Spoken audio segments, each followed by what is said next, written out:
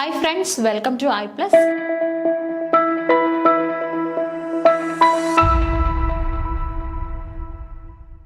ഇന്നത്തെ ക്ലാസ്സിൽ നമ്മൾ സ്റ്റാർട്ട് ചെയ്യാനായിട്ട് പോകുന്നത് സെറ്റ് ഇംഗ്ലീഷിന്റെ 6ാമത്തെ യൂണിറ്റ് ആണ്. ഓക്കെ, 6ാമത്തെ യൂണിറ്റും ലാസ്റ്റ് യൂണിറ്റുമാണിത്.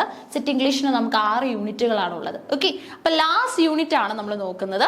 യൂണിറ്റിന്റെ പേര് വരുന്നത് ലിറ്റററി തിയറി ആൻഡ് ക്രിറ്റിസിസം ആണ്. കുറച്ചധികം തിയറീസും കാര്യങ്ങളും ഒക്കെ നമുക്ക് വരുന്ന ഇമ്പോർട്ടന്റ് ആയിട്ടുള്ള ഒരു യൂണിറ്റ് ആണ്. ഓക്കെ, സോ ഈ ഒരു യൂണിറ്റിന്റെ പ്രത്യേകത എന്ന് പറയുന്നത് കുറച്ചധികം ക്രിട്ടിക്സിനെയൊക്കെ നമുക്ക് ഇവിടെ പഠിക്കാനായിട്ട് വരുന്നുണ്ട്. അതായത് ആദ്യകാല ക്രിട്ടിക്കുകളെ മുതൽ നമുക്ക് പഠിച്ചെടുക്കാനായിട്ട് ഇവിടെ വരുന്നുണ്ട്. ഓക്കെ, അപ്പൊ കുറച്ച് തിയറി, അതുപോലെ തന്നെ അതിന്റെ ക്രിറ്റിസിസം, ലിറ്റററി സ്റ്റഡീസ്, അതുപോലെ തന്നെ ലിറ്റററി ക്രിറ്റിസിസം, ഇതൊക്കെയാണ് ഇവിടെ നമ്മൾ പഠിക്കാനായിട്ട് പോകുന്നത്. ഇതുവരെയുള്ള യൂണിറ്റുകളും 6ാമത്തെ യൂണിറ്റും തമ്മിലുള്ള ഒരു വ്യത്യാസം എന്ന് പറയുന്നത് ക്രിറ്റിസിസം ആണ് ഇവിടെ നമ്മൾ നോക്കുന്നത് എന്നുള്ളത് തന്നെയാണ്. ഓക്കെ, തുടക്കം മുതലേ ശ്രദ്ധ കൊടുക്കേണ്ട ഒരു യൂണിറ്റ് ആണ്, അമിത ശ്രദ്ധ തന്നെ കൊടുക്കേണ്ട ഒരു യൂണിറ്റ് ആണ്. കാരണം നമ്മൾ ക്രിട്ടിക്സിനെയൊക്കെ പഠിക്കുന്നുണ്ട്, ആദ്യകാല ക്രിട്ടിക്കുകളെയൊക്കെ പഠിക്കുന്നത് കൊണ്ട് തന്നെ എന്തെങ്കിലുമൊക്കെ നിങ്ങൾക്ക് ലൈക്ക് നോളജുകളൊക്കെ തന്നെ ഒന്ന് ഷേക്ക് ആവാനുള്ള ചാൻസ് ഒക്കെ ഉണ്ട്. എന്ന് പറഞ്ഞാൽ പണ്ടേ പഠിച്ചു വെച്ചതല്ലേ, അല്ലെ പണ്ട് കാലത്തെ ക്രിട്ടിക്സ് ഒക്കെ അല്ലേ. അപ്പൊ അവരെയൊക്കെ പഠിക്കുന്ന സമയത്ത് നമ്മൾ നല്ല ശ്രദ്ധ കൊടുക്കണം. അല്ലെങ്കിൽ നിങ്ങൾക്ക് എന്തെങ്കിലുമൊക്കെ കുറച്ച് ബുദ്ധിമുട്ടുകളൊക്കെ ഫേസ് ചെയ്യാൻ സാധ്യതയുള്ള ഒരു യൂണിറ്റ് ആണ്. നമ്മൾ തുടക്കത്തിലേ പറയണമല്ലോ, ഹൈ ഇമ്പോർട്ടൻസ് ഉള്ള യൂണിറ്റ് ആണ് എന്ന് തന്നെ. കാരണം ധാരാളം ചോദ്യങ്ങൾ ചോദിക്കാറുണ്ട്. കോൺസെപ്റ്റ്സ് വളരെ ഈസി എന്ന് നമുക്ക് പറയാൻ പറ്റില്ല, കൃത്യമായിട്ട് ശ്രദ്ധിച്ചിരിക്കേണ്ട യൂണിറ്റ് തന്നെയാണ്. ഓക്കെ, എന്നാൽ നമുക്ക് മാർക്ക് ഷുവർ ആണ്, കാരണം സ്റ്റേറ്റ്മെന്റ് ചോദ്യങ്ങളാണ്. നമുക്ക് പഠിച്ചു കഴിഞ്ഞാൽ മാർക്ക് ഉറപ്പുള്ള യൂണിറ്റും കൂടെയാണ്. ഓക്കെ, ലാംഗ്വേജ് കഴിഞ്ഞു, അതുപോലെ തന്നെ നമ്മുടെ ഫിക്ഷനും നോൺ ഫിക്ഷനും എല്ലാം കഴിഞ്ഞ് നമ്മൾ എത്തി നിൽക്കുന്ന ലാസ്റ്റ് യൂണിറ്റ്. ഓക്കെ, അപ്പൊ ഇവിടെ നമുക്ക് നോക്കാനുള്ളത് ആദ്യം തന്നെ അരിസ്റ്റോട്ടിലിനെ കുറിച്ചാണ്. ഓക്കെ, അതായത് ഈ ഒരു മൊഡ്യൂളിന്റെ പേര് അരിസ്റ്റോട്ടിൽ എന്നാണ്. അരിസ്റ്റോട്ടിൽ ആരാണ്? അരിസ്റ്റോട്ടിൽ എന്നൊക്കെ നിങ്ങൾക്ക് അറിയാമല്ലോ. അരിസ്റ്റോട്ടിൽ എന്ന് പറഞ്ഞാൽ വളരെയധികം ക്രിറ്റിസിസത്തിലേക്ക് കോൺട്രിബ്യൂട്ട് ചെയ്തിട്ടുള്ള ഒരു തിയറിസ്റ്റ് ആണ്. ഓക്കെ, ഇവരുടെ ഒരു കോമ്പിനേഷൻ പറയുകയാണെങ്കിൽ സോക്രട്ടീസ് എന്ന് പറഞ്ഞ ഒരു ക്രിറ്റിക് നമുക്കുണ്ടായിരുന്നു, ഒരു റൈറ്റർ ഉണ്ടായിരുന്നു. സോക്രട്ടീസ് പോപ്പുലറൈസ് ചെയ്ത ഒരു മെത്തേഡാണ് സോക്രാറ്റിക് മെത്തേഡ് എന്ന് പറയുന്നത്. സോക്രട്ടീസ് പഠിപ്പിച്ച ഒരു മഹാനായ വ്യക്തിയായിരുന്നു പ്ലേറ്റോ എന്ന് പറയുന്നത്. സോക്രട്ടീസ് പ്ലേറ്റോയുടെ ഗുരുവായിരുന്നു. ഇനി പ്ലേറ്റോ പഠിപ്പിച്ച മഹാനായ ഒരു വ്യക്തിയാണ് അരിസ്റ്റോട്ടിൽ എന്ന് പറയുന്നത്. Okay, Aristotle. ഈ അരിസ്റ്റോട്ടിലിന്റെ പേര് എവിടെ കേട്ടാലും ഒപ്പം നിങ്ങൾ കേൾക്കാൻ സാധ്യതയുള്ള മറ്റൊരു പേരാണ് ലൈസിയം എന്ന് പറയുന്നത്. കേട്ടിട്ടുണ്ടോ? ലൈസിയം എന്ന് പറഞ്ഞാൽ ഇദ്ദേഹം സ്റ്റാർട്ട് ചെയ്തിട്ടുള്ള ഒരു അക്കാഡമിയാണ്. ഇനി അതുപോലെ തന്നെ നമ്മുടെ പ്ലേറ്റോ സ്റ്റാർട്ട് ചെയ്ത ഒരു അക്കാഡമി ഉണ്ടായിരുന്നു, അതിന്റെ പേര് അക്കാഡമി എന്ന് തന്നെയായിരുന്നു. ഓക്കെ, അദ്ദേഹത്തിന്റെ പഠനങ്ങളും ബുക്കുകളും ഒക്കെ ആയിരുന്നു. അരിസ്റ്റോട്ടിലിൻ്റെത് ലൈസിയമാണ്. സോക്രട്ടീസ് പോപ്പുലറൈസ് ചെയ്തത് ക്വസ്റ്റ്യൻ ആൻസർ മെത്തേഡ് ആണ്. Okay, question answer method popularise ചെയ്ത വ്യക്തിയാണ് സോക്രട്ടീസ്. അതായത് നമ്മുടെ ക്ലാസ് റൂമുകളിൽ ഇന്ന് പലതരത്തിലുള്ള പെഡഗോഗിക് പ്രാക്ടീസുകളൊക്കെ നടക്കുന്നുണ്ടെങ്കിൽ പോലും സ്റ്റിൽ നമ്മൾ ഇന്നും ഒരു മടുപ്പുമില്ലാതെ ഇന്നും ഫോളോ ചെയ്തു വരുന്ന ഒരു മെത്തേഡ് തന്നെയാണ് ക്വസ്റ്റ്യൻ ആൻസർ മെത്തേഡ്. അതിന്റെ തുടക്കക്കാരനായിരുന്നു സോക്രട്ടീസ്. ഓക്കെ, അപ്പൊ അരിസ്റ്റോട്ടിലിനെയാണ് തുടങ്ങുന്നത്. അരിസ്റ്റോട്ടിലിന്റെ ചിത്രം കണ്ടല്ലോ, ഇതാണ് അരിസ്റ്റോട്ടിൽ. Aristotle, time period ഉണ്ട് 384 to 322 BC, was an ancient Greek philosopher and polymath. Okay, വ്യത്യസ്തമായിട്ടുള്ള മേഖലകളിലേക്ക് തന്റെ കോമ്പിനേഷൻസ് നടത്തിയിട്ടുള്ള അല്ലെങ്കിൽ തന്റെ കോൺട്രിബ്യൂഷൻസ് നടത്തിയിട്ടുള്ള മഹാനായ ഒരു ഏൻഷ്യന്റ് ഗ്രീക്ക് ഫിലോസഫർ ആണ് Aristotle. Okay, Aristotle. His writings cover a broad range of subjects spanning the natural sciences, philosophy, linguistics, economics, അതുപോലെ തന്നെ psychology and the arts. Okay, ഈ അരിസ്റ്റോട്ടലിന്റെ ഒരു സ്റ്റാച്യു പല സ്ഥലങ്ങളിലും നിങ്ങൾക്ക് കാണാൻ സാധിക്കും. ഓക്കെ, കാരണം ഇദ്ദേഹം എല്ലാ മേഖലകളിലും ഉണ്ട്. ഇപ്പൊ നമ്മൾ സൈക്കോളജി എടുത്തു കഴിഞ്ഞാൽ, ആർട്സ് എടുത്തു കഴിഞ്ഞാൽ, linguistics, economics, philosophy, natural science, okay, നമ്മുടെ മെഡിസിനൽ ഫീൽഡ്, ഇവിടെ തന്നെ തനിക്ക് കൊടുക്കാൻ സാധിക്കുന്ന ഏറ്റവും നല്ല കോമ്പിനേഷൻസ് അല്ലെങ്കിൽ കോൺട്രിബ്യൂഷൻസ് നടത്തിയിട്ടുള്ള, കോമ്പിനേഷൻ എന്ന് പറയാൻ കാരണം ഒരു മേഖലയിലല്ല ഇദ്ദേഹം ഉള്ളത്, കോമ്പിനേഷൻ ഓഫ് ഏരിയാസിൽ ഇദ്ദേഹത്തിനെ നമുക്ക് കാണാനായിട്ട് സാധിക്കും. As the founder of the peripatetic school of philosophy in the Lyceum in Athens, he began the wider Aristotelian tradition that followed, which set laid the ground break for the development of modern science. Okay, അപ്പൊ നമ്മുടെ ആധുനിക വൈദ്യശാസ്ത്രത്തിലേക്കും അതുപോലെ തന്നെ നമ്മുടെ science related ആയിട്ടുള്ള പല മേഖലകളിലേക്കും തന്റേതായിട്ടുള്ള വ്യക്തിമുദ്ര അല്ലെങ്കിൽ തന്റേതായിട്ടുള്ള ഒരു സ്പേസ് ഒക്കുപ്പൈ ചെയ്ത വ്യക്തിയാണ് നമ്മുടെ അരിസ്റ്റോട്ടിൽ. അരിസ്റ്റോട്ടിലിന്റെ പല പഠനങ്ങളുമാണ് ഇന്നും നമ്മൾ പുനർപഠനം ചെയ്തുകൊണ്ടിരിക്കുന്നത്. എന്ന് പറഞ്ഞാൽ അത്രത്തോളം അറിവിന്റെ ഒരു സോഴ്സ് ആയിരുന്നു ഇദ്ദേഹത്തിന്റെ ബുക്കുകൾ, ഇദ്ദേഹം നടത്തിയിട്ടുള്ള കോൺട്രിബ്യൂഷൻസ്, സ്പീച്ചസ്, റെക്കോർഡഡ് ആയിട്ട് നമുക്ക് ബുക്കുകളിലൂടെ അറിയാൻ സാധിക്കുന്ന സ്പീച്ചുകൾ എന്നൊക്കെ പറയുന്നത്. അപ്പൊ ഇത്രയും കാലം ഇന്നും അരിസ്റ്റോട്ടിലിൽ റിസർച്ച് നടക്കുന്നുണ്ട്, അരിസ്റ്റോട്ടിലിൽ നിന്നും പുതിയ പുതിയ കാര്യങ്ങൾ പ്രൊഡ്യൂസ് ചെയ്യപ്പെടുന്നുണ്ട് എന്ന് പറഞ്ഞാൽ അദ്ദേഹത്തിന്റെ വർക്കിൽ നിന്നും പുതിയ പുതിയ റിസൾട്ട്സ് നമുക്ക് കിട്ടുന്നുണ്ട് എന്ന് പറഞ്ഞാൽ അത്രത്തോളം ഒരു അബണ്ടന്റ് സോഴ്സ് ആയിരുന്നു അരിസ്റ്റോട്ടിൽ എന്ന് നമുക്ക് മനസ്സിലാക്കാം. കെതാർസിസ്, മിമിസിസ്, ട്രാജഡി, ഇതിനെക്കുറിച്ചൊക്കെ ആദ്യകാല ഡെഫിനിഷനുകൾ നൽകി കൃത്യമായിട്ടുള്ള, അതായത് ഇന്നും മീനിങ് ഫുൾ ആയിട്ടുള്ള ഡെഫിനിഷനുകൾ നൽകിയ ഒരു വ്യക്തിയാണ് അരിസ്റ്റോട്ടിൽ എന്ന് പറയുന്നത്. ഓക്കെ, അപ്പൊ അരിസ്റ്റോട്ടിൽ ഒരു മേഖലയ്ക്ക് സ്വന്തമാണോ? അല്ല, എല്ലാ മേഖലകളിലും അദ്ദേഹമുണ്ട്. Aristotle's views profoundly shaped medieval scholarship. The influence of his physical science extended from late antiquity and the early Middle Ages into the Renaissance and was not replaced systematically until the Enlightenment and theories such as classical mechanics were developed. He influenced Judo-Islamic philosophies during the Middle Ages as well as Christian theology, especially the Neoplatonism of the early church and the scholastic tradition of the Catholic Church. Okay, അതായത് Islamic റിലീജിയനിലേക്ക്, ക്രിസ്ത്യാനിറ്റിയിലേക്ക് ഒക്കെ തന്നെ തന്റേതായിട്ടുള്ള contributions നൽകി. അതേപോലെ തന്നെ റിലീജിയനെ കുറിച്ചുള്ള അരിസ്റ്റോട്ടലിന്റെ ഡെഫിനിഷനുകൾ ഒരിക്കലും blindly എഴുതിയതല്ല. അതിനൊക്കെ തന്നെ അതിന്റെ പിന്നിൽ ഒരു സോഴ്സ് അല്ലെങ്കിൽ അതിന്റെ പിന്നിൽ ഒരു മീനിങ്, ഒരു എസെൻസ് ഉള്ളതായിട്ട് നമുക്ക് ഫീൽ ചെയ്യുന്ന തരത്തിലുള്ള ഡെഫിനിഷനുകളാണ്. ഓക്കെ, അപ്പൊ അരിസ്റ്റോട്ടില് സയൻസിലേക്ക്, അതുപോലെ തന്നെ നമ്മളുടെ സൈക്കോളജിയിലേക്ക്, ആർട്സിലേക്ക് ഒക്കെ തന്നെ കോൺട്രിബ്യൂഷൻസ് നൽകി. ഇനി അതുപോലെ തന്നെ സാഹിത്യം എന്ന മേഖലയിൽ അന്ന് കോൺട്രിബ്യൂഷൻസ് ഉണ്ടെങ്കിൽ പോലും ഇതൊക്കെ ഡിഫൈൻ ചെയ്യാനായിരുന്നു ആരും മെനക്കെടാതിരുന്നത്. ഓക്കെ, ട്രാജഡി എന്താണ് എന്ന് ചോദിച്ചു കഴിഞ്ഞാൽ ആരുടെയും കയ്യിൽ ഉത്തരമില്ലാത്ത ഒരവസ്ഥയായിരുന്നു. അങ്ങനെ ഒരു സാഹചര്യത്തിലാണ് അരിസ്റ്റോട്ടിൽ വന്നിട്ട് തന്റേതായിട്ടുള്ള കോൺട്രിബ്യൂഷൻസ് നടത്താനായിട്ട് ശ്രമിച്ചത്. സോ അങ്ങനെയാണ് അരിസ്റ്റോട്ടിൽ എന്ന റൈറ്റർ ഫേമസ് ആയിട്ട് മാറിയത്. Okay, Aristotle as A philosopher. Aristotle was revered among medieval Muslim scholars as the first teacher and among medieval Christians like Thomas Aquinas as simply the philosopher, while the poet Dante called him the master of those who know. Okay, അതായത് അറിവുകൾ അറിയാവുന്നവരുടെ വിദ്വാൻ അല്ലെങ്കിൽ അവരുടെ master, അവരുടെ teacher, എഴുതാനും വായിക്കാനും കാര്യങ്ങൾ മനസ്സിലാക്കാനും കഴിവുള്ളവരുടെ ടീച്ചറാണ് അരിസ്റ്റോട്ടിൽ. അതായത് the master of those who know something, there is a master behind that person is Aristotle. എന്തെങ്കിലുമൊക്കെ അറിയാവുന്നവരുടെ പിന്നിൽ ഒരു ഗുരു ഉണ്ടാവും, ആ ഗുരുവാണ് അരിസ്റ്റോട്ടിൽ. ആരുടെ ഡെഫിനിഷൻ ആണിത്? ഇത് നമ്മുടെ ഡാൻറ്റെ, പോയിറ്റ് ആയിട്ടുള്ള ഡാൻറ്റെ പറഞ്ഞിട്ടുള്ള ഡെഫിനിഷൻ ആണ്. ഓക്കെ, അപ്പൊ ഫിലോസഫർ ആണ്, ഫസ്റ്റ് ടീച്ചർ ആണ്, അതുപോലെ തന്നെ മാസ്റ്റർ ആണ്. ഇതൊക്കെ തന്നെ ഒരാൾക്കുള്ള വിശേഷണമാണ്, അതാണ് അരിസ്റ്റോട്ടിൽ. പല വ്യക്തികൾ ഈ ഒരു വ്യക്തിയെ കുറിച്ച് പറഞ്ഞ വിശേഷണമാണ്. His works contain the earliest known formal study of logic and were studied by medieval scholars such as Peter Abelard and Jean Buridan. Okay, വ്യത്യസ്തരായിട്ടുള്ള ആൾക്കാരാണ് ഇദ്ദേഹത്തിന്റെ മേഖലയിൽ പ്രവർത്തിച്ചിട്ടുള്ളത് അല്ലെങ്കിൽ ഇദ്ദേഹത്തിന്റെ വർക്ക്സിനെ കുറിച്ച് റീസ്റ്റഡീസ് ഒക്കെ തന്നെ നടത്തിയിട്ടുള്ളത്. ഇന്നും പല ഇൻസ്റ്റിറ്റ്യൂഷൻസ് ഒക്കെ വിസിറ്റ് ചെയ്ത് കഴിഞ്ഞാൽ അരിസ്റ്റോട്ടലിന്റെ വർക്കുകളൊക്കെ തന്നെ വീണ്ടും, അതായത് പല ആൾക്കാരും ഓൾറെഡി അത് ചെയ്തിട്ടുണ്ട്, അതിന് അഡാപ്റ്റേഷൻ വന്നു, അതിന്റെ പിന്നീട് വീണ്ടും എക്സിസ്റ്റ് ചെയ്യുന്ന ഫോംസ് വെൽക്കം ചെയ്യുന്നതായിട്ടുള്ള ആൾക്കാരെ നമുക്ക് കാണാൻ സാധിക്കും. Aristotle's influence on logic continued well into the 19th century.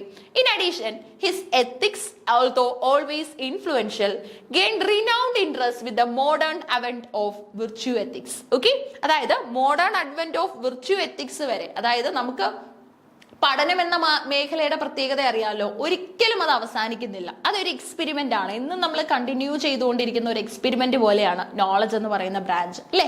So ആ ബ്രാഞ്ചിലേക്ക് ഏറ്റവും വാല്യുബിൾ ആയിട്ടുള്ള കോമ്പിനേഷൻസ് പ്രൊഡ്യൂസ് ചെയ്ത, ഏറ്റവും വാല്യുബിൾ ആയിട്ടുള്ള തിയറീസ് പ്രൊഡ്യൂസ് ചെയ്ത ഒരു വ്യക്തിയാണ് നമ്മളുടെ അരിസ്റ്റോട്ടിൽ. ഓക്കെ, അരിസ്റ്റോട്ടലിനെ ഫോളോ ചെയ്ത് എത്ര ആൾക്കാരാണ് വന്നിട്ടുള്ളതെന്ന് അറിയാമോ? ഇനി അരിസ്റ്റോട്ടലിന് ഒരു ശിഷ്യൻ ഉണ്ടായിരുന്നു, ഫേമസ് ആയിട്ടുള്ള ഒരു വ്യക്തിയാണ്. പേര് മനസ്സിലൊന്ന് ആലോചിച്ച്, ആരായിരുന്നു? അലക്സാണ്ടർ ദ ഗ്രേറ്റ് എന്നുള്ള ഒരു പേര് കേട്ടിട്ടുണ്ടോ? Alexander the great. ഈ അലക്സാണ്ടർ ദ ഗ്രേറ്റ് നമ്മളുടെ അരിസ്റ്റോട്ടിലിന്റെ ശിഷ്യനായിരുന്നു. ഓക്കെ, അലക്സാണ്ടർ ദ ഗ്രേറ്റിനെ ടോട്ട് ചെയ്തത് ആരാണെന്ന് ചോദിച്ചാൽ ഉത്തരം വരുന്നത് അരിസ്റ്റോട്ടിലാണ്. അരിസ്റ്റോട്ടിൽ പ്ലേറ്റോയുടെ ശിഷ്യനായിരുന്നു. അരിസ്റ്റോട്ടിൽ പഠിപ്പിച്ച ഒരു ഫേമസ് പ്യൂപ്പിൾ ഡിസൈപ്പിൾ ആണ് നമ്മളുടെ അലക്സാണ്ടർ ദ ഗ്രേറ്റ്. ഇനി അടുത്തത് പോയിറ്റിക്സ് എന്ന മേഖലയെ കുറിച്ചുള്ള ഇദ്ദേഹത്തിന്റെ ഡെഫിനിഷൻ ആണ് നമ്മൾ നോക്കാൻ പോകുന്നത്. ഓക്കെ, പോയിറ്റിക്സിനെ കുറിച്ചുള്ള ഇദ്ദേഹത്തിന്റെ അഭിപ്രായങ്ങളാണ് നമ്മൾ അന്വേഷിക്കുന്നത് അല്ലെങ്കിൽ കണ്ടെത്താനായിട്ട് പോകുന്നത്. അരിസ്റ്റോട്ടലിന്റെ ഒരു എക്സിസ്റ്റിംഗ് സർവൈവിംഗ് ബുക്കാണ് പോയിറ്റിക്സ് എന്ന് പറയുന്നത്. Aristotle's Poetics is the earliest work of Greek dramatic theory and the first extant philosophical treatise to focus on literary theory. അതായത് ലിറ്ററി തിയറിയെ ഒരു മേഖലയായിട്ട് അല്ലെങ്കിൽ ഒരു പ്രോഡക്റ്റ് ആയിട്ട് എടുത്ത് പഠിക്കുന്നവര് തുടക്കം കുറിക്കുന്നത് അരിസ്റ്റോട്ടലിന്റെ പോയിറ്റിക്സിലാണ്. കാരണം ലിറ്ററി തിയറിയെ ഡിഫൈൻ ചെയ്യാൻ ശ്രമിച്ചത് അതിനുള്ള ഇപ്പൊ പല ബുക്കുകൾ വായിക്കണമല്ലോ. ഒരു തിയറിയെ ഡിഫൈൻ ചെയ്യാന്ന് പറഞ്ഞാൽ ഒരിക്കലും ഈസി ആയിട്ടുള്ള ഒരു പ്രോസസ് അല്ല. പല ബുക്കുകൾ എടുത്ത് നോക്കണം. അതുവരെ എക്സിസ്റ്റ് ചെയ്യുന്ന ഈ ഒരു ഇപ്പൊ പോയിട്രി ആണ് നമുക്ക് ഡിഫൈൻ ചെയ്യേണ്ടതെങ്കിൽ പോയിട്രിയിൽ എക്സിസ്റ്റ് ചെയ്യുന്ന എല്ലാ ബുക്കുകളും നമ്മൾ പരിശോധിക്കണം. പരിശോധിച്ചതിന് ശേഷം അല്ലെങ്കിൽ മെജോറിറ്റി ഓഫ് ദ ബുക്സ് എങ്കിലും മനസ്സിലാക്കിയതിന് ശേഷം മാത്രമേ അത് എന്താണെന്ന് പറയാൻ സാധിക്കൂ. ഇനി ഒരാള് അതിനെ സ്റ്റേറ്റ് ചെയ്ത് കഴിഞ്ഞാൽ പിന്നെ വരുന്നവർക്ക് അത് ഈസിയാണ് അല്ലെ. ഓൾറെഡി അതിനെക്കുറിച്ച് ഒരു സ്റ്റേറ്റ്മെന്റ് ഉണ്ട്. ഇനി ഈ സ്റ്റേറ്റ്മെന്റ് ബേസ് ചെയ്തിട്ട് കൂടുതൽ ബുക്കുകൾ അങ്ങ് പ്രൊഡ്യൂസ് ചെയ്താൽ മതി. ആ ഒരു സ്റ്റേജിൽ നമുക്ക് എത്താനായിട്ട് സാധിക്കും അല്ലെ. സോ അരിസ്റ്റോട്ടലിന്റെ പോയിറ്റിക്സ് എന്ന് പറഞ്ഞ earliest surviving book of Greek dramatic theory ആണ് and the first extant philosophical treatise to focus on literary theory. In this text, Aristotle offers an account which refers to poetry and more literally the poetic art. Clear ആവുന്നുണ്ടോ നിങ്ങൾക്ക് ഇത്? അരിസ്റ്റോട്ടലിന്റെ പോയിറ്റിക്സിനെ കുറിച്ചാണ് പറയുന്നത്. അദ്ദേഹം poetic ആർട്ടിനെ കുറിച്ചാണ് ഇതിനകത്ത് പറയുന്നത്. കൃത്യമായിട്ട് മനസ്സിലാക്കി വെക്കണം. അരിസ്റ്റോട്ടലിന്റെ പോയിറ്റിക്സ് ഒക്കെ എത്ര പേർക്ക് ഡിഫൈൻ ചെയ്യാൻ സാധിക്കുമെന്ന് ചോദിച്ചു കഴിഞ്ഞാൽ ഒരു കൺഫ്യൂഷൻ ആണ്. കാരണം പലർക്കും അതിനെക്കുറിച്ചുള്ള കൃത്യമായിട്ടുള്ള ഡെഫിനിഷനുകൾ ഇപ്പോഴും അറിയില്ല. അപ്പൊ കൃത്യമായിട്ട് എന്താണ് അദ്ദേഹം പറഞ്ഞതെന്ന് നമ്മൾ മനസ്സിലാക്കണം. ഓൾറെഡി ഇപ്പൊ ഈ കാര്യങ്ങളൊക്കെ അറിയാവുന്ന ആൾക്കാർ ഇതൊക്കെ ഒന്ന് മനസ്സിലാക്കാനായിട്ട് കൂടുതലായിട്ടും അതിനെ ഒരു പോയിന്റ് ആയിട്ട് മനസ്സിൽ സൂക്ഷിക്കാനായിട്ട് ശ്രമിക്കണം. പോയറ്റിക് ആർട്ടിനെ കുറിച്ച് ഡിഫൈൻ ചെയ്തത് ആരാണെന്ന് ചോദിച്ചാൽ ഉത്തരം മറ്റെങ്ങും തിരക്കി പോകണ്ട, അരിസ്റ്റോട്ടിലാണ് അതിനുള്ള സൊല്യൂഷൻ അഥവാ ഉത്തരം. Deriving from the term of poet, author, maker. അപ്പൊ പോയറ്റിക് ആർട്ട് എന്ന് പറയുന്ന ഒരു പ്രയോഗമൊക്കെ പോയറ്റിക്സ് എന്നൊക്കെയുള്ള പ്രയോഗങ്ങൾ ഇദ്ദേഹം കൊണ്ടുവരാനുള്ള കാരണം പോയറ്റ്, ഓതർ, മേക്കർ എന്നൊക്കെയുള്ള പ്രയോഗങ്ങളിൽ നിന്നാണ് അല്ലെ. പോയറ്റ്, ഓതർ, മേക്കർ, സൃഷ്ടാവ്, സൃഷ്ടികൾ പ്രൊഡ്യൂസ് ചെയ്യുന്ന ആള് എന്നൊക്കെയുള്ള മീനിങ്സ് നമുക്ക് അവിടെ കിട്ടും. Aristotle divides the art of a poetry into verse drama, comedy, tragedy and the satire play. Okay, ഈ satire എന്നുള്ളത് അന്ന് ഉപയോഗിച്ചിരുന്ന ഓൾഡ് പ്രയോഗമാണ്. ഇന്ന് നമ്മൾ അതിന്റെ സ്പെല്ലിംഗ് ഉപയോഗിക്കുന്നത് SATIRE എന്നാണ് അല്ലെ. വിരോധാഭാസങ്ങൾ വരുന്നത് എന്ന് പറയുമ്പോൾ നമുക്ക് എന്താണ് അതിനകത്ത് മനസ്സിലാകുന്നത്? അസറ്റാറിക്കൽ ആണ് എന്ന് പറഞ്ഞാൽ എന്തിനെങ്കിലും കുറിച്ചുള്ള ഒരു മോക്കിംഗ് ആയിരിക്കും നമുക്ക് അവിടെ കിട്ടുന്നത്. Lyric, poetry and epic. Okay, അപ്പൊ ഇദ്ദേഹം കുറെ ഡെഫിനിഷൻസും അതുപോലെ തന്നെ കുറെ ശാഖകളും കൊണ്ടുവന്നു. Comedy, tragedy, satyr play, lyric, poetry and epic. The genres all share the function of mimesis or imitation of life, but differ in three ways that Aristotle describes. Okay, Aristotle ഇതിനെയൊക്കെ മൂന്ന് രീതിയിൽ ഡിസ്ക്രൈബ് ചെയ്യുന്നുണ്ട്. അത് നമ്മൾ പരിശോധിക്കും. So Aristotle ആണ് ആദ്യമായിട്ട് പോയിട്രിയെ divide ചെയ്തത്. വേഴ്സ് ഡ്രാമ, പിന്നെ അതിൽ തന്നെ വീണ്ടും എന്താണ് പ്രോസ് കോമ്പിനേഷൻസ് ആയിട്ടുള്ള കോമഡിയും ട്രാജഡിയും സറ്റാറും ഒക്കെ തന്നെ കൊണ്ടുവരാനായിട്ട് ശ്രമിച്ചു. ഇനി അതുപോലെ തന്നെ ഇദ്ദേഹം കൊണ്ടുവന്ന മറ്റൊരു ഇമ്പോർട്ടന്റ് ആയിട്ടുള്ള കോൺട്രിബ്യൂഷൻ ആണ് മിമിസിസ് എന്ന് പറയുന്നത്. എന്താണ് മിമിസിസ്? മിമിസിസ് എന്ന് പറഞ്ഞാൽ ഇമിറ്റേഷൻ എന്നാണ്. നമ്മുടെ പ്ലേറ്റോ പോയിറ്റ്സിനെ കുറിച്ച് പറയുന്നത് ഓർക്കുന്നുണ്ടല്ലോ. പോയിറ്റ്സ് ആർ എന്താണ് ട്വൈസ് അവേ ഫ്രം റിയാലിറ്റി ഇല്ലേ. അവര് റിയാലിറ്റിയിൽ നിന്നും ട്വൈസ് അവേ ആയിട്ടുള്ള ഏതോ ഒരു ലോകത്ത് ജീവിക്കുന്നതായിട്ടുള്ള വ്യക്തികളാണ് എന്നുള്ള രീതിയിലാണ് അല്ലെ. ഇനി അതുപോലെ തന്നെ മിമിസിസിൽ നമ്മളുടെ അരിസ്റ്റോട്ടിൽ പറയുന്നത് ഇമിറ്റേഷനെ കുറിച്ചാണ്. Good imitation is better. നമ്മൾ ഇമിറ്റേറ്റ് ചെയ്തെങ്കിൽ മാത്രമേ, നമ്മളുടെ പഴയകാല റൈറ്റേഴ്സിന്റെ വർക്കിനെയൊക്കെ നല്ല രീതിയിൽ ഇമിറ്റേറ്റ് ചെയ്തെങ്കിൽ, മനസ്സിലാക്കിയെങ്കിൽ മാത്രമേ ഏറ്റവും നല്ല കോമ്പിനേഷൻസ് നമുക്ക് പ്രൊഡ്യൂസ് ചെയ്യാനായിട്ട് സാധിക്കത്തുള്ളൂ എന്നുള്ള ഒരു റിസൾട്ട് നമുക്ക് ഇവിടുന്ന് മനസ്സിലാക്കാൻ പറ്റും. Differences in music, rhythm, harmony, metre and melody, ഇതെല്ലാം ഡിഫറൻഷിയേറ്റ് ചെയ്ത് കൊടുത്തു. മ്യൂസിക് റിതം എന്താണ്, മ്യൂസിക് എന്താണ്, റിതം എന്താണ്, ഹാർമണി എന്താണ്, മീറ്റർ എന്താണ്, മെലഡി എന്താണ്. Differences of goodness in the characters. അതായത് നമുക്ക് പിന്നീട് ഷേക്സ്പിയർ ഒക്കെ വന്ന സമയത്ത് ക്യാരക്ടേഴ്സിനെ അദ്ദേഹം ഡിഫൈൻ ചെയ്തല്ലോ. അതായത് നമ്മുടെ ഫ്ലാറ്റ് ക്യാരക്ടേഴ്സ്, റൗണ്ട് ക്യാരക്ടേഴ്സ് എന്നൊക്കെ ഡിഫറൻഷിയേറ്റ് ചെയ്തല്ലോ. സോ ഇതിൽ തന്നെ ഗുഡ്നെസ് ഉള്ള ക്യാരക്ടേഴ്സ് എന്താണ്, അല്ലെങ്കിൽ ഗുഡ് ക്യാരക്ടറിനും ഒരു റൈവലിന് അല്ലെങ്കിൽ ഒരു വില്യനും വേണ്ട ക്വാളിറ്റിയിൽ വരുന്ന ഡിഫറൻസസ് എന്തൊക്കെയാണ്? ഇതൊക്കെ ആദ്യകാലത്ത് ആർക്കും അറിയില്ല ഇല്ലേ. ഇന്ന് നമുക്കറിയാം വില്യൻ, ചതിയൻ ഇല്ലേ. അപ്പൊ കുറെ ചതികളൊക്കെ ചെയ്യുന്ന ഒരാളായിരിക്കും എന്നുള്ള ഒരു പിക്ചർ ഇന്ന് നമുക്കുണ്ട്. ഇനി ഗുഡ് ക്യാരക്ടർ, ഒരുപാട് നല്ല നല്ല സ്വഭാവങ്ങൾക്കുള്ള ഒരു ഉറവിടം അല്ലെങ്കിൽ അതിന്റെ എല്ലാം ചേർന്ന ഒരു രൂപമായിരിക്കണം ഒരു ഗുഡ് ക്യാരക്ടർ എന്നുള്ള രീതിയിൽ നമുക്ക് ഇന്നൊരു പിക്ചർ ഉണ്ട്. അപ്പൊ ഇതിനെക്കുറിച്ചൊക്കെയുള്ള ആദ്യകാല അനാലിസിസുകളും അതേപോലെ തന്നെ ആദ്യകാല ഐഡിയാസും സ്റ്റേറ്റ് ചെയ്തത് നമ്മളുടെ അരിസ്റ്റോട്ടിലാണ്. Okay, differences in how the narrative is presented, telling a story or acting it out. അതായത് നമുക്ക് ഈ മിൽട്ടൺ സാംസൺ അഗാനിസ്റ്റസ് എന്ന് പറഞ്ഞിട്ട് ഒരു ക്ലോസറ്റ് ഡ്രാമ തന്നായിരുന്നല്ലോ. അതായത് നമുക്ക് രണ്ട് തരത്തില് ഡ്രാമയെ പോലും കൊണ്ടുവരാനായിട്ട് സാധിക്കും. ഒന്നെന്ന് പറയുന്നത് നമ്മുടെ നോർമൽ ഡ്രാമയാണ്, സ്റ്റേജ് ചെയ്യുന്ന ഡ്രാമ. മറ്റൊരെണ്ണം ക്ലോസറ്റ് ഡ്രാമയാണ്. എന്തായിരുന്നു ഈ ക്ലോസറ്റ് ഡ്രാമയുടെ പ്രത്യേകത? ഈ ഡ്രാമകൾ നമ്മൾ സ്റ്റേജ് ചെയ്യാറില്ല ഇല്ലേ. നമ്മൾ ഇത് സ്റ്റേജ് ചെയ്യാറില്ല, ജസ്റ്റ് നമ്മൾ എന്ത് ചെയ്യാണ് ചെയ്യാറുള്ളത്, ഇതിനെ നമ്മൾ വായിച്ച് മനസ്സിലാക്കുകയാണ് ചെയ്യുന്നത്. ഓക്കെ, അപ്പൊ അത്രമാത്രം എക്സ്പ്ലനേഷൻസ് അതിനകത്ത് എക്യുപ്ഡ് ആണെന്നും ഓക്കെ നമ്മൾ മനസ്സിലാക്കണം. The surviving book of politics is primarily concern with drama and the analysis of tragedy constitute the core of the discussion. Okay, അപ്പൊ പോളിറ്റിക്സ് എന്ന് പറയുമ്പോൾ പോയിട്രിയെ കുറിച്ച് മാത്രമല്ല ലിറ്ററേച്ചറിൽ എക്സിസ്റ്റ് ചെയ്യുന്ന പല ഐഡിയാസിനെ കുറിച്ചും ഇദ്ദേഹം ക്ലബ്ബ് ചെയ്യാനായിട്ട് ശ്രമിച്ചിട്ടുണ്ട്. അപ്പൊ ഏറ്റവും ഇമ്പോർട്ടന്റ് ആയിട്ടുള്ള ഒരു ബ്രാഞ്ച് തന്നെയാണ് ശരിക്കും പോളിറ്റിക്സ്. പോളിറ്റിക്സ് എന്ന് പറഞ്ഞാൽ നമ്മുടെ അരിസ്റ്റോട്ടലിന്റെ ബുക്കുകളിൽ വെച്ചിട്ട് ഇന്ന് എക്സിസ്റ്റ് ചെയ്യുന്ന ഒരു ബുക്കാണ്. ഓക്കെ, ഇനി അടുത്തത് നമുക്കറിയാം, ഇതിനു വേണ്ടിയാണ് എല്ലാവരും വെയിറ്റ് ചെയ്തത് അല്ലെ, ട്രാജഡിയെ കുറിച്ചുള്ള ഏറ്റവും നല്ല ഡെഫിനിഷനുകൾ തന്നത് ആരാണെന്ന് ചോദിച്ചു കഴിഞ്ഞാൽ അതും അരിസ്റ്റോട്ടിലാണ്. ഇതൊരു മാസ്കിന്റെ പിക്ചറാണ്, അറിയാലോ. ഷേക്സ്പിയറിന്റെ കാലഘട്ടത്തിലും ഒക്കെ തന്നെയാണ് ഏറ്റവും നല്ല ട്രാജഡികൾ നമുക്ക് കിട്ടിയിട്ടുള്ളത്. അന്നത്തെ ഒരു പ്രത്യേകത എന്ന് പറയുന്നത് ദിസ് മാസ്കുകളായിരുന്നു. നിങ്ങൾ ഈ ലിറ്റററി എക്സിബിഷൻ ഒക്കെ പോവുകയാണെങ്കിൽ കുറെ മാസ്കുകൾ ഇങ്ങനെ ഹാങ് ചെയ്തിട്ടിരിക്കുന്ന കാണാൻ പറ്റും. ആദ്യ സമയത്ത് ഇപ്പൊ നമുക്ക് ഇതൊക്കെ അറിയാം, കാരണം ലിറ്ററേച്ചർ മേഖലയിൽ നിൽക്കുന്നതുകൊണ്ട്. ആദ്യകാലത്ത് ചിരിക്കുന്ന മാസ്ക്, കരയുന്ന മാസ്ക് ഒന്നും നമുക്ക് പിടിയിട്ടില്ല, just for a decoration purpose ആണെന്ന് നമ്മൾ വിചാരിക്കും. എന്നാൽ ഇതിനൊക്കെ മുന്നിൽ പല പല മീനിങ്സ് ഉണ്ട്. അതായത് ഈ ഗുഡ് മാസ്ക് എന്തിനെയാണ്, അല്ലെങ്കിൽ സ്മൈലിംഗ് മാസ്ക് റെപ്രസെന്റ് ചെയ്യുന്നത് ഗുഡ് ക്വാളിറ്റീസ് ആണ്, ഡ്രാമയിലെ ഹാപ്പി ഫേസസിനെയാണ്. ആൻഡ് ട്രാജഡി ആണെങ്കിൽ കൂടുതലായിട്ട് നമുക്ക് കാണാൻ പറ്റുന്നത് ഇതുപോലെയുള്ള ഒരു ക്രൈയിങ് മാസ്ക് ആയിരിക്കും. അപ്പൊ സ്മൈലിംഗ് മാസ്ക് മറ്റേ നമ്മുടെ റൊമാൻസുകൾക്ക് അല്ലെങ്കിൽ നമ്മളുടെ എന്താണ് ക്ലാസിക്കൽ റൊമാൻസുകൾക്ക് അല്ലെങ്കിൽ നമ്മുടെ ഗുഡ് കോമിക് വർക്കുകൾക്കൊക്കെയാണ്. ഇനി അതുപോലെ തന്നെ നമ്മളുടെ ഈ ക്രൈയിങ് മാസ്ക് വരുന്നത്, സ്മൈലിംഗ് മാസ്ക് അതിനും ക്രൈയിങ് മാസ്ക് വരുന്നത് നമ്മളുടെ ട്രാജഡിക്കുമാണ്. The aim of tragedy, Aristotle writes, is to bring about a catharsis okay of the spectators to arouse in them sensations of pity and fear. ഒരു ഇമ്പം കൊണ്ടുവരാൻ, ഒരു പ്രത്യാഘാതം കൊണ്ടുവരാൻ വേണ്ടി സാധിക്കുന്നത് അല്ലെങ്കിൽ കൊണ്ടുവരുന്നതായിരിക്കണം ഒരു tragedy. To arouse in them sensations of pity and fear and to purge them of this emotion so that they can leave the theater feeling cleansed and uplifted with a heightened understanding of the ways of gods and man. Okay, അതായത് നമ്മൾ ഈ ഒരു സമയത്തെ ആദ്യകാലത്തൊക്കെ ട്രാജഡികളും അതുപോലെ തന്നെയുള്ള നാടകങ്ങളൊക്കെ കാണിച്ചിരുന്നത് എന്തിനാണെന്ന് വെച്ച് കഴിഞ്ഞാൽ മനുഷ്യരെ കുറെ നല്ല ക്വാളിറ്റീസ് പഠിപ്പിക്കണം. ഒരു ട്രാജഡിയിലൂടെ ഇങ്ങനെയാകാൻ പാടില്ല എന്ന് ആ വ്യക്തി പഠിക്കണം ഇല്ലേ. അങ്ങനെ ചെയ്തു കഴിഞ്ഞാൽ അതിന്റെ അവസാനം നിങ്ങൾക്കൊരു ട്രാജിക് എവിൽ സംഭവിക്കുന്നതായിരിക്കും എന്നൊരു വ്യക്തിക്ക് ഒരു മനസ്സിലാക്കാനുള്ള ഒരു അവസരം കൊടുക്കണം. ഓക്കെ, അപ്പൊ കെതാർസിസ് എന്ന് പറഞ്ഞാൽ നമ്മൾ അവിടെ പ്യൂരിഫൈഡ് ആവുകയാണ് ചെയ്യുന്നത് ഇല്ലേ. അതായത് ആ ഒരു ട്രാജഡിയുടെ ഷോക്കിൽ നിന്നും നമ്മൾ മുക്തരാവുന്നത് ഒരുപാട് നേരം ശേഷമായിരിക്കും. ഇനി അതുപോലെ തന്നെ ഈ ഒരു ട്രാജഡി കണ്ടതിന് ശേഷം തിയേറ്റർ വിട്ടു പോകുന്ന സമയത്ത് നമ്മൾ ക്ലീൻഡ് ആയിരിക്കും എന്ന് പറഞ്ഞാൽ നമ്മുടെ സെൽഫ് പ്യൂരിഫിക്കേഷൻ അവിടെ നടന്നിട്ടുണ്ടാവും.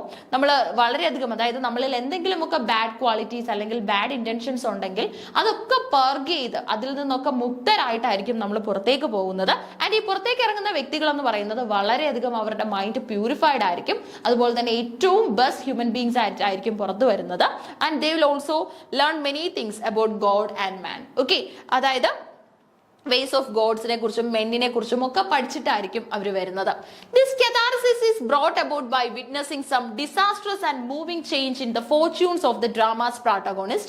Aristotle recognized that the change might not be disastrous, but felt this was the kind shown in the best tragedies. Oedipus at Colonus, for example, was considered a tragedy by the Greeks, but does not have an unhappy ending. Okay?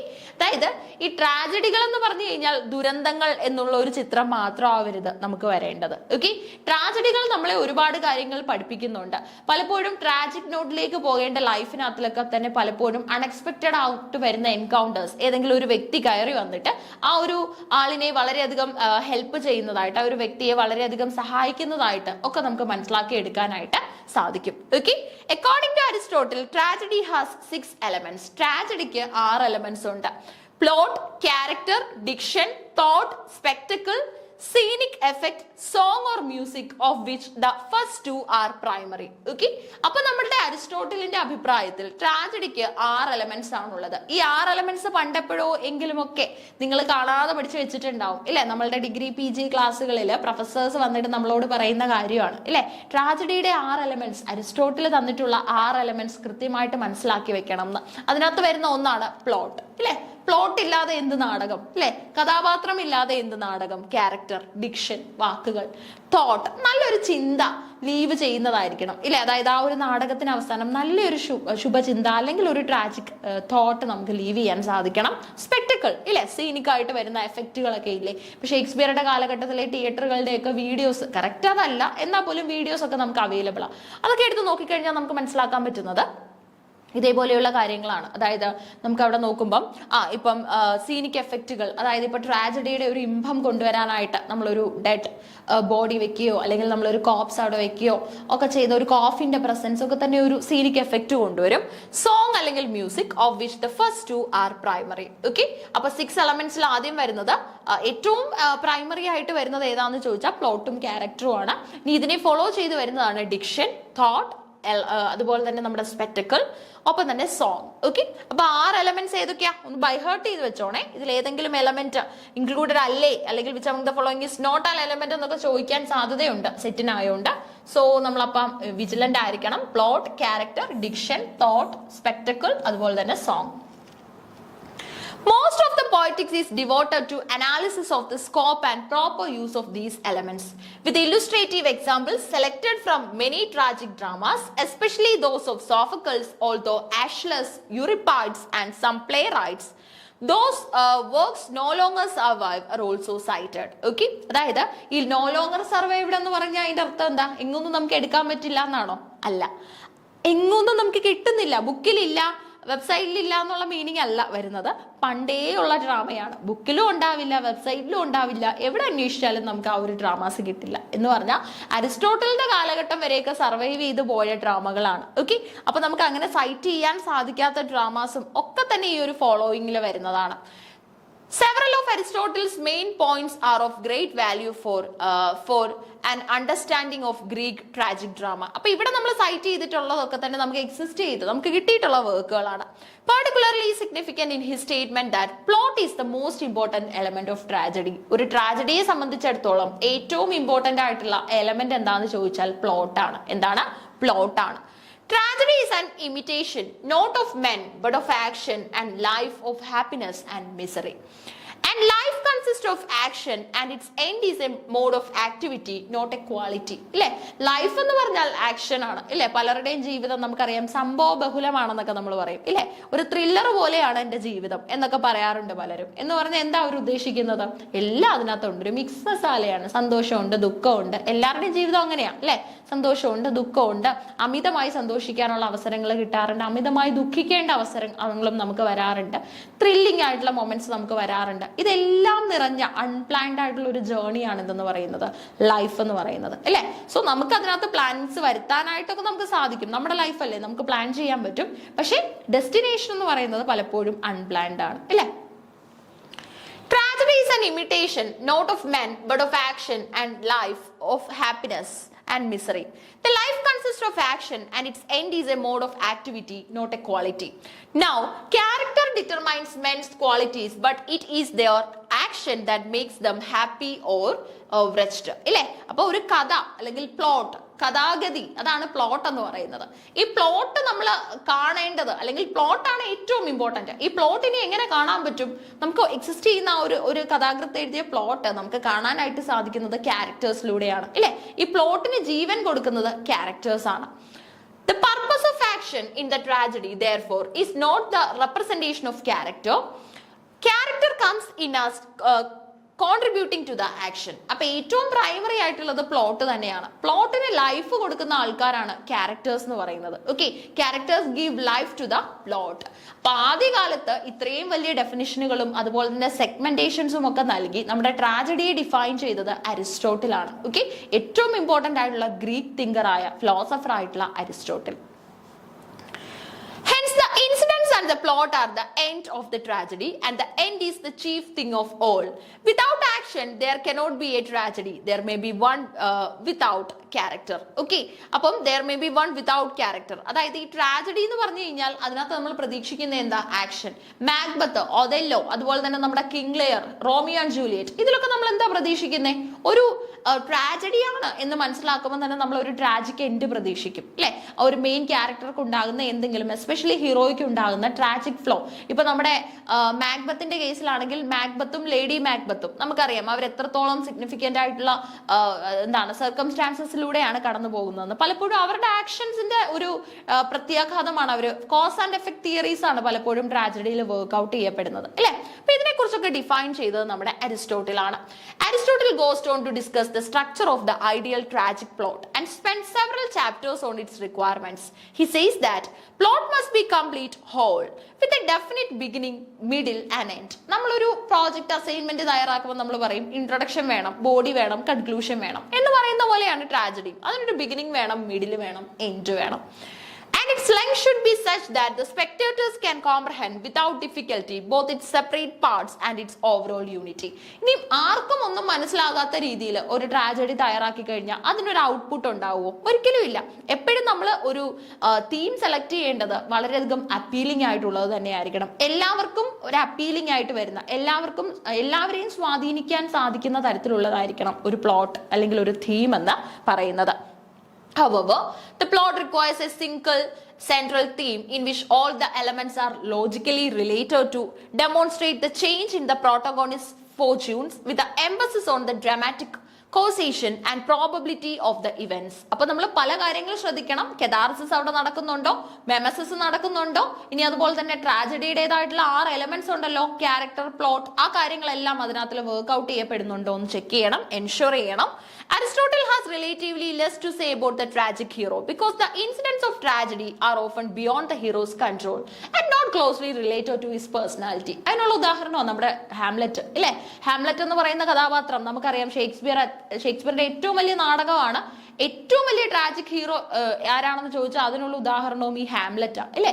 ഹാംലെറ്റിനെ ആദ്യ സമയത്ത് നമ്മൾ കാണുമ്പോൾ നമ്മൾ വിചാരിക്കുന്നത് എന്താ? ഇപ്പൊ തന്നെ sudden action Hamlet എടുക്കും, എല്ലാത്തിനുള്ള സൊല്യൂഷൻ ഹാംലെറ്റ് കൊണ്ടുവരും എന്നാണ്. പക്ഷെ ഹാംലെറ്റിനെ ബാധിച്ച ഒരു റീസൺ എന്ന് പറയുന്നത് പ്രൊക്രാസ്റ്റിനേഷനാണ്, അല്ലെ?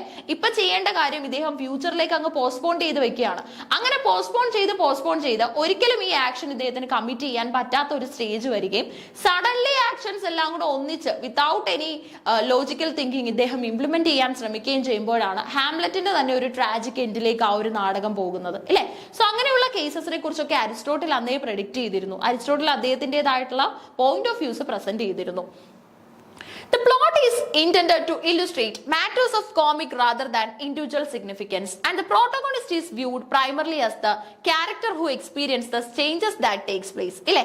നടക്കാൻ പോകുന്ന ചേഞ്ചസ് ഒക്കെ നമുക്ക് എങ്ങനെ വർക്ക്ഔട്ട് ചെയ്യാൻ പറ്റൂ? പ്രോട്ടോഗോണിസ്റ്റിലൂടെ പറ്റൂ. നമുക്കൊരു കഥ പറയുന്ന ആളുണ്ടാവും, അയാളുടെ പോയിന്റ് ഓഫ് വ്യൂസ് ആയിരിക്കും നമ്മൾ ആ നാടകം മുഴുവൻ അല്ലെങ്കിൽ നോവൽ മുഴുവൻ കാണാനായിട്ട് പോകുന്നത്. അപ്പൊ ഈ ബുക്കുകളിലും നാടകങ്ങളിലും ഒക്കെ കാണുന്നത് നമ്മളുടെ ചുറ്റുപാടുമുള്ള ലൈഫ് തന്നെയാണ്. The stress placed by the Greek tragedians on the development of the plot and action at the expense of character and their general lack of interest in exploring psychological motivation is one of the major differences between ancient and modern drama. Okay, അപ്പോൾ ഈ ancient modern drama നമുക്കറിയാം, ഇന്നും ഡ്രാമയുണ്ട്, അന്നും ഡ്രാമയുണ്ടായിരുന്നു. രണ്ടും തമ്മിലുള്ള വ്യത്യാസം നോക്കി.